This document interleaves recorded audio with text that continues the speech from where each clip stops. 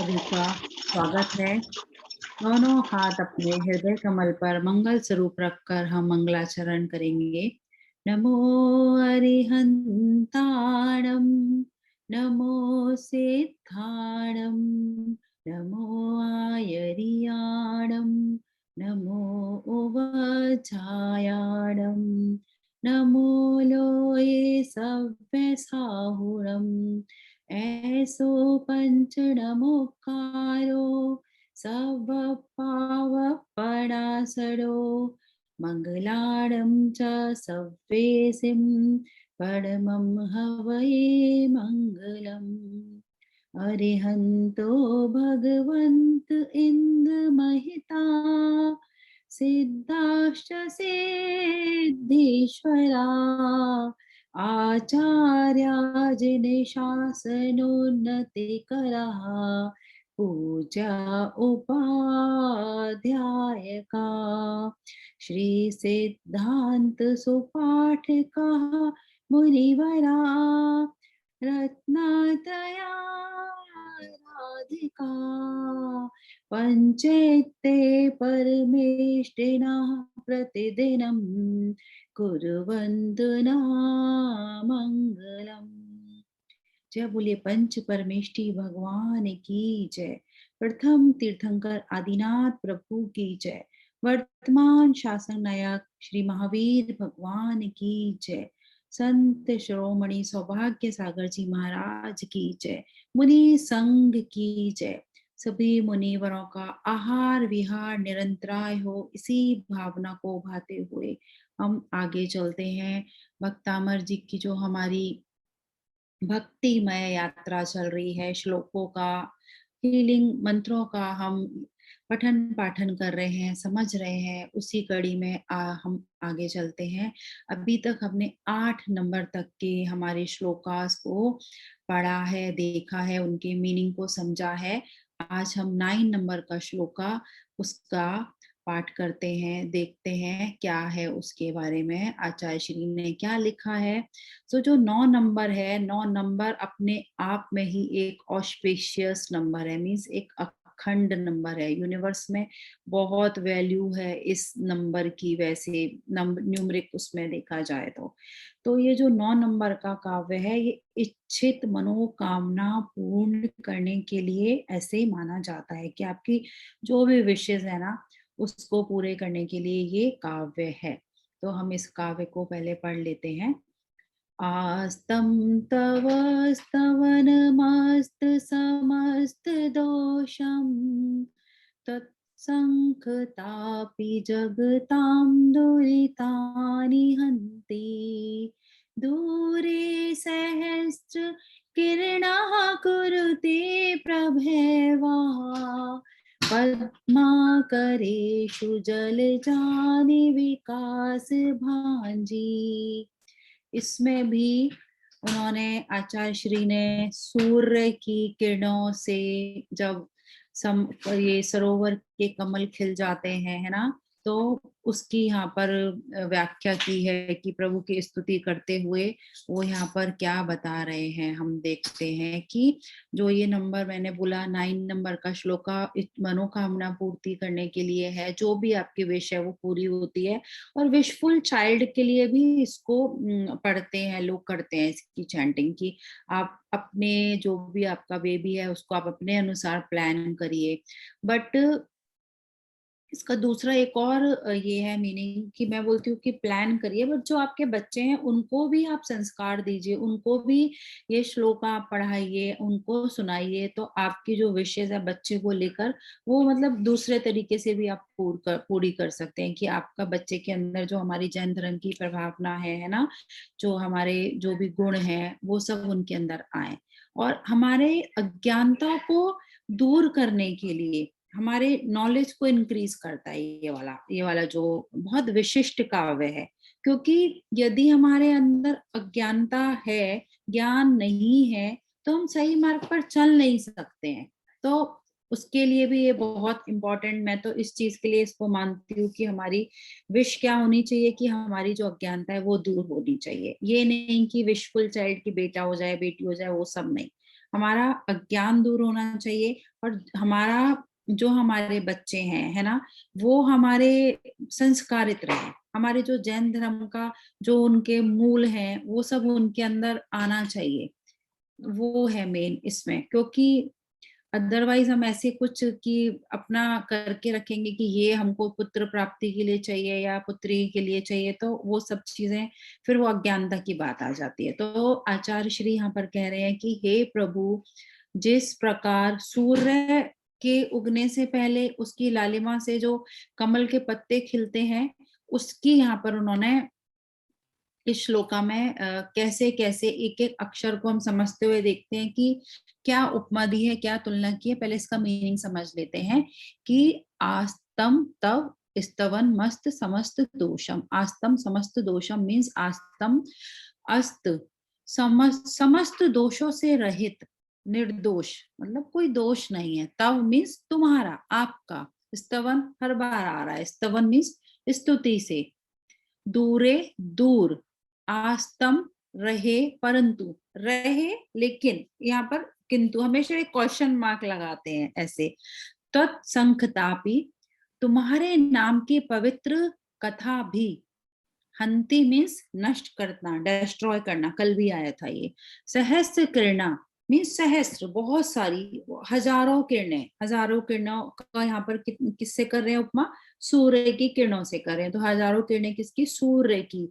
दूरे आस्ताम, दूर दूर रहते हुए भी, किंतु का प्रभा कांति, एव ही पद्माकरेशु मीन्स जो भी पौंड होता है, जल सरोवर होता है, उसमें कमल के जो फूल होते हैं उनको बोला है यहाँ पर। विकास भांजी, विकसित होना, एकदम पूरा खिल जाने से यहाँ पर इसका लिया गया है। एंड कुरुते मीन्स कर देती है। तो अब पूरा डिटेल मीनिंग हम देखते हैं इसका, कि वो बोल रहे हैं कि जिस प्रकार सूर्य की इतनी दूर होते हुए भी, सूर्य बहुत दूर होता है, उसके उगने से पहले जो उसकी लालिमा है वो सब जगह फैल जाती है। ऐसे नहीं होता कि सूर्य उग रहा है तो वो यहाँ इंडिया में नहीं उसका प्रकाश देगा, या बॉम्बे में नहीं, इंडिया में एक बॉम्बे में अलग प्रकाश देगा, या उसका इटावा में अलग प्रकाश देगा, ग्वालियर में अलग देगा, या फिर कैलकाटा में अलग देगा। वो सब जगह इतनी दूर है, पूरे इवन देश विदेश सब जगह उसके उगने से पहले हर उसकी जो लालिमा है, उसकी किरणों की जो आवा है, वो सब जगह फैल जाती है। और एक एक कमल के पत्ते पर जब वो गिरती है तो वो कैसे, जितने कमल के फूल है सबके ऊपर आती है ना, सब जगह सूर्य की लालिमा पहुंचती है समान रूप से, कहीं भी ऐसा नहीं है कम ज्यादा। और उस सभी जो भी जितने भी फूल होते हैं, कमल के जितने भी पत्ते होते हैं, सबको वो विकसित करती है। ऐसा नहीं है कि एक फूल को खिला देगी एक को नहीं खिलाएगी, ऐसा नहीं है। उसी प्रकार वो यहाँ पर बोल रहे हैं, उन्होंने जो उपमा की है भगवान से कि हे आदिनाथ प्रभु, जिस प्रकार सूर्य इतनी दूर होते हुए भी उगने से पहले उसकी लालिमा से सरोवर के एक एक पत्ते विकसित हो जाते हैं, उसी तरह आप सभी दोषों से रहित जो आपका स्तवन है, आपके स्तवन मीन्स आपकी चर्चा मात्र से, बस हम क्या कर रहे हैं यहाँ पर, इतनी दूर बैठकर हम भक्तामर जी की चर्चा कर रहे हैं ना, तो भगवान की गुणों की उनकी चर्चा मात्र से, आपकी भक्ति से, आपकी स्तुति से, तो बस उसकी चर्चा करने से ही हमारे सारे पाप नष्ट हो जाते हैं। हम जो पाना चाहते हैं हम वो पा लेते हैं। तो यहाँ पर पाप नष्ट हुए, और हमारी विश कैसे, पूरी विश फुल को यहाँ ऐसे लेना है कि हमारी इच्छाएं, कि जब हमारे सब पाप नष्ट हो जाते हैं ना, तो हम इस संसार कषाय में रहना ही नहीं चाहते हैं। हमारी इच्छाएं अपने आप एकदम कम हो जाती हैं, तो हम सब कुछ पा लेते हैं। उनको हम देखना शुरू कर देते हैं, जहाँ हमारे पाप नष्ट हो जाते हैं, अपनी अच्छाइयों को हम देखना शुरू करते हैं। हमारे अंदर आने लगती हैं अच्छी अच्छी बातें, हमारे जब सारे विकार दूर हो जाते हैं, क्योंकि हमारी आत्मा के ऊपर जो कालिमा पड़ गई है ना, आत्मा हमेशा बहुत प्योर है, बहुत पवित्र, ब्यूटीफुल है, बट उसके ऊपर हमारा एक लेयर्स लेयर्स आ गई है। जैसे कल महाराज जी ने बताया था कि हम अंदर की बनियान को नहीं देखते हैं, ऊपर ऊपर के कपड़ों को देखते हैं, तो ऐसे ही हम अपनी आत्मा को नहीं देखते हैं। जब हमारे आदिनाथ प्रभु के उनके स्तवन हम करते हैं, तो इस उनके बस चर्चा कर देने से ही जो हमारी सभी दोष मिट जाते हैं। तो वही हम प्रभाव ना करें, उनकी चर्चा करें, तो उससे हमारे सभी पापों का नाश होता है। हमारा त्रिलोकीनाथ की चर्चा है हमारी, कोई छोटी-मोटी चर्चा नहीं है। हम यहाँ इतनी दूर बैठकर, मैं यहाँ आपके, आप कहाँ हो, मैं कहाँ हूँ, इतने विदेश में बैठकर आपसे चर्चा कर रही हूँ ये ज़ूम के माध्यम से, तो क्या है? हम यदि सच्चे दिल से इस चर्चा को, इस स्तवन को, इसको सुनेंगे, शुद्ध हृदय से भक्ति में लीन होके रहेंगे, तो हमारे जो भी कष्ट है वो दूर होना निश्चित है। क्योंकि जिस प्रकार सूर्य के आगमन से पहले उनकी किरणों से सब जगह लालिमा हो जाती है, तो भगवान की चर्चा करने से, उनका गुणगान करने से, उनकी भक्ति करने से सब कुछ, हमारे जो भी दुख हैं, जो भी संकट है, वो सब दूर हो जाते हैं। फिर वो संतान प्राप्ति वाली बात जो हम पुत्र के लिए करते हैं, वो सब मन में भाव, ये सब नहीं होना चाहिए। मन में ये भाव होना चाहिए कि जो भी संतान हमारे घर में आए हैं ना, वो हमारे जीवन में आते ही हमारा घर खुशियों से भर जाए, और हमारे घर के जो घर में जो हजार हजार कमल खुशियों के खिल जाएं, जो सवेरा हमारे जिंदगी में वो हमेशा वो खुशियों से भरा हो, और जो बच्चे हमारे हैं अभी, उनका जीवन भी उन खुशियों से भरा हो, उनका हर दिन मंगलमय हो। ऐसा हम जब स्तुति आदिनाथ प्रभु की करेंगे, इस काव्य की आराधना करेंगे, तो उनके समान गुण हमारे बच्चों में होंगे, हमारे अंदर होंगे। क्योंकि जो हमारे अंदर होते हैं संस्कार, हमारे अंदर पहले होना चाहिए, तब हम अपने संस्कार वो अपनी संतान को दे सकते हैं। तो इससे बड़ी हमारी विश क्या हो सकती है कि हमारी संतान, हमारे बच्चे एक संस्कारित हो। एक माता पिता के लिए उससे बड़ी विश कुछ भी नहीं होती है। तो ये विश हमको रखना चाहिए, ना कि हमको धन दौलत वाली विशेष, ये सब चीजें नहीं रखना चाहिए। तो बहुत अनंतता है इस भक्तामर के स्रोत में। आदिनाथ प्रभु की महिमा, जो भी उनका, उनके योग लगाने से, उनके वर्णन करने से हमारे अंदर गंभीर रूप से उनके जो गुण है गंभीर रूप से आने चाहिए हमारे अंदर। उनके समान जो भी गुण है हमारे अंदर, उनका विकास हमारे अंदर होना चाहिए। तभी हम अपना जो जैन धर्म है हमारा, उसके मूल को भी हम समझ पाएंगे। और इस काव्य के माध्यम से ऐसे अज्ञान को हमको हटाना है, जिसकी हम स्तुति कर रहे हैं। उनका मतलब एक अंश भी यदि हमारे अंदर आ जाए ना, भगवान का जो हम स्तुति कर रहे हैं उसका एक अंश, जो मैं बोलती हूँ कि 1.5 मिनट की भक्ति में सब कुछ संभव है, तो एक अंश मात्र भी यदि हमारे अंदर आ जाए जो प्रभु के गुण है उनका, तो हमारा जीवन सार्थक है। इसलिए ये बहुत बहुत विशेष काव्य है, बहुत विशेष काव्य है। तो बहुत भक्ति से, बहुत मतलब तन्मयता से आपको आराधना करनी चाहिए इनकी। इसलिए आगे चलते हैं। इस प्रकार इनका ये मीनिंग हुआ कि शॉर्ट में फिर से बोलती हूँ कि जैसे सूर्य इतना दूर रहते हुए भी उसकी किरणों से कमलिनी के सारे पत्ते एक समान खिल जाते हैं सरोवर में, उसी प्रकार प्रभु के गुणों का गुणगान मात्र करने से हम सबके जो भी दुख है, जो भी संकट है, जो भी पाप है, हम चाहे कहीं पर भी हो, बस हम भगवान की स्तुति करें, उससे हमारा सब कुछ संकट दूर हो जाता है। हमारी सारी इच्छाएं पूरी होती हैं उसी से। सो मंत्र देखते हैं हम इसका। ओम ह्रीं श्रीं क्रों श्रीं रः रः हं हा नमः स्वाहा। ओम नमो भगवते जय यक्षाय ह्रीं रूं नमः स्वाहा। थोड़े इसमें जो आए हैं नए अक्षर आए हैं, रोम आया है और वा आया है, वो थोड़ा देख लेते हैं उनका क्या यहाँ पर अर्थ निकल रहा है। तो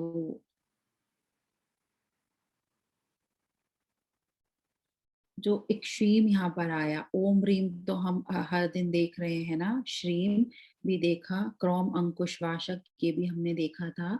अब इसमें जो एक श्रीम एक नया आया है, ये अमृत बीज है, अमृत है ना, अमृत वही भक्ति में जो है उससे भी हम यहाँ पे लगा सकते हैं, प्रभु की भक्ति करने से जो हमको अमृत प्राप्त होता है। एंड रहा रहा यहाँ पर है, ये ज्वलन ज्वलन बीज है ऐसा। और दूसरा जो इसका एक और जो रोम इसमें आया है, राहा और रोम है, ये दंड बीज है। तो ऐसे यहाँ पर इसका पूरा मीनिंग यदि हम देखें तो अ, ऐसे कल्याणकारी मंगलकारी यक्ष द्वारा पूजित हैं जो भगवान हमारे लिए हमेशा कल्याणकारी मंगलकारी है ना, ऐसे भगवान जिन्होंने जिन शासन की ध्वजा चारों तरफ लहरा दी है, ज्ञान का बीज वाह यहाँ पर जो है, उनके भगवान, उन भगवान को, उन हम तीर्थंकर को हमारा नमन है, नमन है, नमन है। ऐसे भगवान जिन्होंने जिन शासन की ध्वजा लहराई है, जो हमारे लिए कल्याणकारी है, मंगलकारी है, यक्ष द्वारा पूजित है, उन भगवान को, उन 24 तीर्थंकर को हम नमोस्तु करते हैं। ये है इसका मंत्र का मीनिंग। एंड इसका रिद्धि देखते हैं। ओम रीम अर्हम मो अर्हंताणम नमो सभ्यणम सोदराणम ज्रोम ज्रोम नमः स्वाहा। इसका ओम ह्रीम नमो सौदराणम मीन्स जो रिद्धि संख्यात योजन मीन्स सभी जीवों का उत्तर दे सकते हैं, मीन्स कि बहुत बहुत नॉलेज है इनको, जो सभी भाषाओं के ज्ञानी हैं। कोई कुछ भी उनसे बोले, कुछ भी उनसे पूछे, रिद्धि संख्यात योजन तक अलग बहुत दूर दूर तक कोई कुछ भी जीव के सभी जीवों के कोई भी प्रश्न का उत्तर दे सके, इतनी भाषाओं का ज्ञान है। ऐसे रिद्धिधारी मुनिराज, उनको यहाँ पर हम नमस्कार नमस्कार नमस्कार करते हैं। इस प्रकार इसका पूरा रिद्धि मंत्रा श्लोका का यहाँ पर हुआ मीनिंग। अब हम एक चीज और मैं आपको शेयर करना चाहूंगी कि जो भी भक्तामृत जी के हम यहाँ पर श्लोका रिधि मंत्रा यहाँ पर हम मीनिंग समझ रहे हैं, उनका समझकर हमको भक्ति तो करनी है, बट हम डेली हीलिंग भी देते हैं यहाँ पर। यदि किसी को कोई और क्रिटिकल प्रॉब्लम है तो आप लोग उसको उसकी हीलिंग के लिए भी कांटेक्ट कर सकते हैं। हम लोग लगातार, मेरा रिसर्च वर्क चल रहा है इस पर कि बहुत सारी केस स्टडीज है मेरे पास, जिन लोगों की ऐसी ऐसी प्रॉब्लम जो मतलब डॉक्टरों ने जवाब दे दिया जिनका कोई इलाज नहीं है, ऐसी बीमारियां उनसे ठीक हुई हैं। तो स्पेशल 17 नंबर और जो 45 नंबर है उस पर मैं रिसर्च कर रही हूँ, बीज मंत्रों पर मैं कर रही हूँ, पीएचडी भी कर रही हूँ। तो यदि किसी का कोई हीलिंग से रिलेटेड क्वेरी रहता है, कुछ है, तो वो भी आप लोग बता सकते हैं। तो यहाँ पर हम हीलिंग भी दे दिया करेंगे साथ में। और आगे जैसा गुरुदेव की आज्ञा हो, चलते हैं गुरुदेव के चरणों में। आगे क्या हमारे गुरुदेव की आज्ञा है हम देख लेते हैं।